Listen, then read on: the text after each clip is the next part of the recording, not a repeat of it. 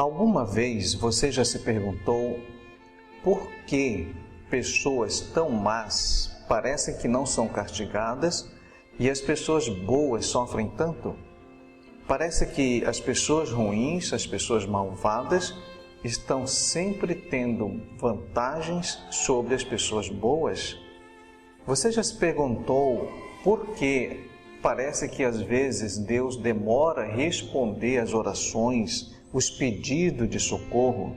Parece que a gente grita para Deus e nada acontece. Parece que Deus fica calado. É um silêncio que dói, que aumenta o desespero. Você já se perguntou coisas desse tipo? Por que só acontecem coisas ruins comigo quando eu procuro sempre fazer somente coisas boas? É muito importante que você entenda que você pode e deve fazer estes questionamentos para Deus. Não é pecado questionar a Deus e buscar as respostas dele para seus questionamentos, suas angústias, porque Deus fez você um ser pensante. Apenas você deve questionar a Deus com respeito e sinceridade. Na Bíblia, existem vários relatos de servos de Deus que o questionaram em algum momento da vida. Um deles foi Abacuque. Abacuque viveu por volta do ano 600 a.C. O dilema deste servo de Deus era muito grande. A nação da qual ele pertencia, a nação judaica, havia abandonado a sua obediência ao Senhor e praticavam muitos crimes e violência de todo tipo. Parecia que o mal estava vencendo e Abacuque estava perguntando a Deus quando eles seriam castigados, quando a nação seria castigada. E o Senhor respondeu não somente quando seriam castigados, mas quem seria o castigador. Quando Abacuque soube quem seria o castigador, ele entrou em pânico. Por quê? Porque o castigador seriam os babilônios. Os babilônios, você sabe, adoravam deuses falsos e eram tremendamente cruéis. E Abacuque questiona a Deus: como o Senhor vai fazer isso? Como pode um povo tão mau destruir outro povo que é melhor do que eles? Você pode ler mais sobre isso depois no livro de Abacuque. Você entendeu? O que Abacuque está perguntando é: como Deus pode permitir que as pessoas malvadas destruam as pessoas boas? E Deus, com todo amor e com toda paciência, responde para Abacuque assim: escreva em tábuas a visão que você vai ter. Escreva com clareza o que eu vou lhe mostrar, para que possa ser lido com facilidade. Ainda não chegou o tempo certo para a visão se cumprir. Porém, ela se cumprirá sem falta. O tempo certo vai chegar logo. Portanto, espere, ainda que pareça demorar, pois a visão virá no tempo exato. Abacuque 2, versos 2 e 3. Você não acha isso maravilhoso? Deus faz questão de deixar bem claro para você: ainda não chegou o tempo certo para a promessa se cumprir, porém, ela se cumprirá sem falta. O tempo certo vai chegar logo e ele dá um conselho maravilhoso.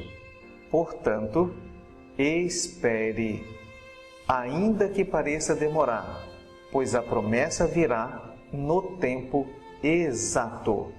Você percebeu? Nem antes, nem depois, mas no momento exato. Para Deus não existe fora do tempo. Tudo acontece no tempo certo. Está claro isso para você?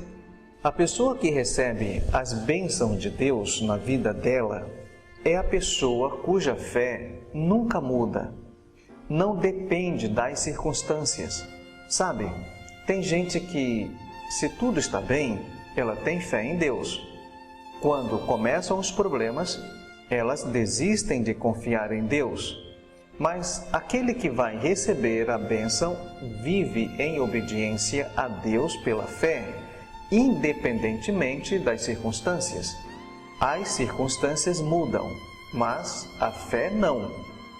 O salmista, falando dessas pessoas, escreveu no Salmo 125 assim: Aqueles que confiam no Senhor são como o monte Sião, que não se abala, mas permanece sempre firme. A fé que muda de acordo com as circunstâncias é qualquer outra coisa, menos fé. Eu estava outro dia indo de ônibus de um lugar para outro na grande cidade de Belém do Pará e comecei uma conversa sobre fé com o passageiro que estava ao meu lado. No meio da conversa, enquanto a gente passava próximo ao rio Guamá, um dos rios daquela cidade, ele fez uma comparação muito interessante sobre a falta de fé. Ele disse: a pessoa que não tem fé é como um lixo que está no rio. Quando a maré enche, o lixo vem para cá. Quando a maré seca, o lixo vai para lá. Está sempre indo e vindo, mas não chega a lugar nenhum. Eu tive que concordar com ele, apesar de eu achar uma comparação muito pesada. Mas isto é verdade, é ou não é?